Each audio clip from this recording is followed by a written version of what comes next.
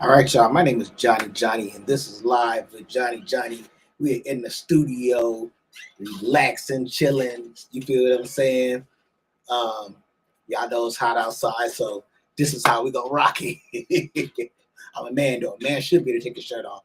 You know what I'm saying? So as long as your body right, it should be no issue, right? So anyway, we're gonna do the news like this tonight. Shit. Okay, so y'all know Donald Trump been fucking shit up. You might as well get it out there. Donald Trump been fucking some shit up. But we've been pissed off. But I want to talk about like tonight, like how his supporters are feeling about how he's doing with things.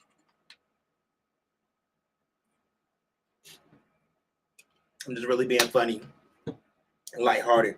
But I want to talk about like how his supporters are talking about him and like what grade are they giving him right now. So that's what we're gonna take a look at. Y'all check it out. Let me know what y'all think. Live with Johnny. Let your friends know. Rogan's friends have not only turned on Trump, they have turned on Trump in astonishing fashion. So as you all know, Andrew Schultz did his about face after realizing he helped elect a fascist, terrorist, conman, warmonger, psychopath. You have Tim Dillon, who now spends a lot of time beating up on Trump, probably feels somewhat responsible because he gave J.D. Vance a hot stone massage. In Tim Dillon's defense, at least he wasn't like Andrew Schultz, who gave Trump directly himself a hot stone massage. He was slobbing on that knob, dog. He was glugging on that shit. But Tim Dillon did it with J.D. Vance. Anyway, the entire Rogan sphere sort of, hopped on the bandwagon of the Trump vibes at the time. But man, did those vibes crash against the rocks real quick when Trump started governing like a serial killer. Well, a lot of them have woken up and they go after him quite a bit now, or at least they're trying to maintain relevance and maintain an audience, and so they kind of knew they had to turn on him to one extent or another. But this is interesting because this is like the broiest of the bros, right? Like the hardcore Rogan sphere type characters here. So we have Sean Strickland, the UFC fighter, and then we also have Sean Ryan, who hosts a podcast. Now, to be fair to Sean Ryan, he's been very aggressively against Trump for quite a while now. He may have even beaten Schultz and Tim Dillon to the punch. But listen to what... Now, again, if somebody said this shit in 2018, these people would have been mocking them, laughing at them, acting like they're the problem with the country. But now listen to the shit that they're saying that in the past they would have mocked. Here we go. And like when if you've been to a Trump rally? No. Oh, dude, it's fucking nuts. No. So like when you're at a Trump rally, you're like, oh, I could definitely see how Hitler happened. Like I'm not fucking joking to you, dude. When you go to a Trump rally, it makes you question the sanity of everybody. Like Trump's up there talking about like, we're gonna throw people in jail for burning the flag, and I'm like, dude, I don't like. I mean, again, you shouldn't do it, but it's like, you know, there is a fucking constitution. I'm looking at Vivek, and Vivek is just like fucking like rubbing his head, and he gets out and leaves the Trump rally, and I'm like, fuck, and everybody else is just fucking full send. Yeah, fuck him, throw him in jail. Like if Trump said go grab a gun and go do anything, they would fucking do it. They would fucking do it. I know it's a cult. It's and that's another good. That's one of the things about Christianity. You're not supposed to put. You know, you don't put your faith in man. They will. That's also what I. That's every also fucking time. It's a cult. He's like Hitler. It's like a hate rally. When liberals and leftists were saying this shit in 2018, we were all called crazy. Right? Like we were, Trump derangement syndrome, you're out of your mind, you're overreaching, it's not as bad as you say, you're actually making people like Trump more because you're too harsh against him. Now here, Joe Rogan's friends in the year of our Lord 2020 say, oh yeah, when I was at that Trump rally, it made me realize, I saw how Hitler happened. For sure, all these people are brainwashed, these people are in a cult, no matter what Trump said, they would do it. Makes you question the sanity of all humanity. I was looking around like, what the fuck is going on here? This is crazy. This is wacky. This is wild. By the way, who's the one lagging the most behind in these conversations? Joe Rogan himself, the man himself. And it is not a coincidence that he texts directly with J.D. Vance. He texts directly with Donald Trump. He's talked about talking to Donald Trump on the phone, having somewhat regular phone calls with the President of the United States of America. He, every month has on a new Epstein-class disgusting billionaire?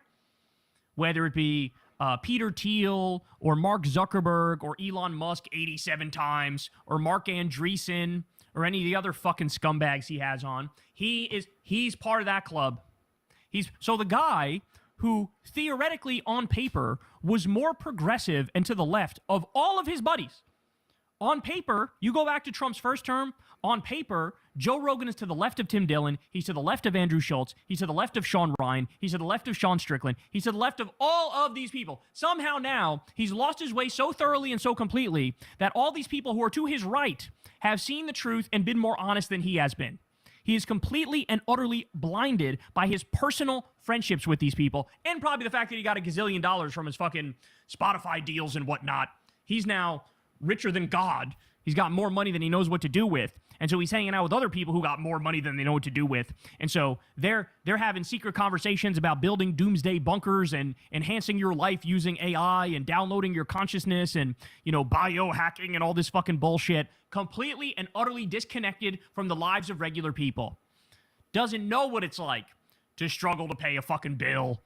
Doesn't know what it's like to go, oh shit, I can't afford steak because it's skyrocketed in price because of Trump's horrible policies.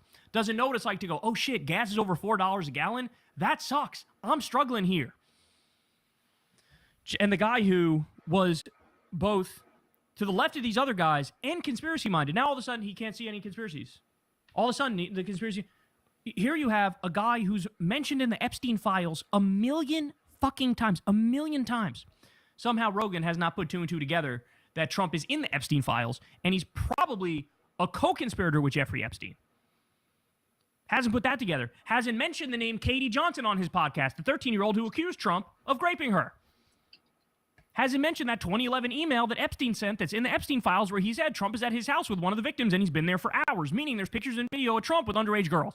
Hasn't mentioned any of that. For a guy who was all about the Epstein files and all about conspiracies, all of a sudden, not too interested in these conspiracies. Not too interested. A guy who's, I'm anti-war and no new wars is the reason I supported Trump. Suddenly, not too interested in going through the details of this illegal war of aggression against Iran, which he could do, but he's not doing. Talk to him on the phone. He's still texting. He's still showing up to the White House for fucking ceremonies where they sign bullshit executive orders that are just symbolic by nature. Rogan had somebody on the show, Cameron Haynes, who told Rogan to his face, bro, Trump used me. He used me knowing I'm a national parks guy. He used me to make it look like he's protecting the national parks when he just opened them shits up to logging and mining and all sorts of pollution and destruction.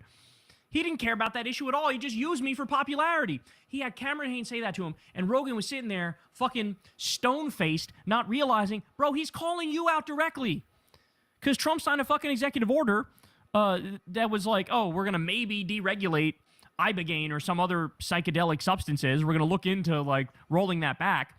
And Rogan's standing there, slopping on his knob, sucking him silly. I texted him and said, look at this article that says Ibogaine's good and it helps addicts, break the streak of it. And he was like, do you want FDA approval? And here we are. And all this is going at the same time. Trump is committing war crime after war crime. At the same time, Trump's insider trading and his corruption and his bribery is fucking record-breaking and off the charts. At the same time, he's robbing Venezuela to the tune of $13 billion and putting that money in his own fucking bank account.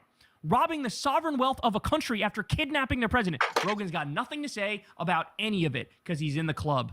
He's with Elon Musk. He's with Donald Trump. He's with J.D. Vance. He's doing PR management. That's what he's doing for them. Lost all credibility. And here's his right-wing friends, his friends who we'd all call Neanderthals, and they're going, oh yeah, bro, I was at a Trump rally. That shit was like Hitler. That shit is a motherfucking cult. These people are crazy. They've all lapped him. They've all fucking lapped. How embarrassing is that? How embarrassing is that? Mr. Oh, I'm politically homeless. I actually lean left. Who, me, bro? I see problems in both parties. I've always been politically homeless. I see the problem everywhere. That guy, Mr. Holier Than Thou, fucking I see the truth. I'm Mr. Enlightenment over here.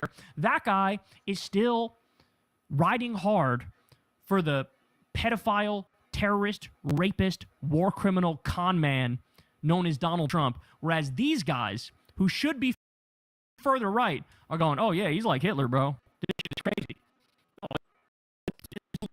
Anybody who's still with him is out of their fucking mind. That's wild. That's wild. He should be embarrassed. He should be ashamed of it. So now you have all of Jogan's friends have seemingly abandoned Donald Trump, except maybe Tony Hinchcliffe.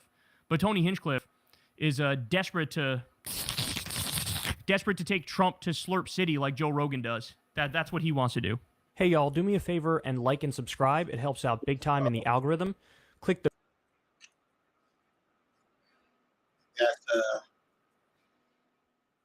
That's crazy. If you want to follow him, you can follow those directions and follow him. But y'all, it's getting crazy, and y'all definitely see what's going on. Leave your comments. Let me know what y'all think about the video we just saw, and support.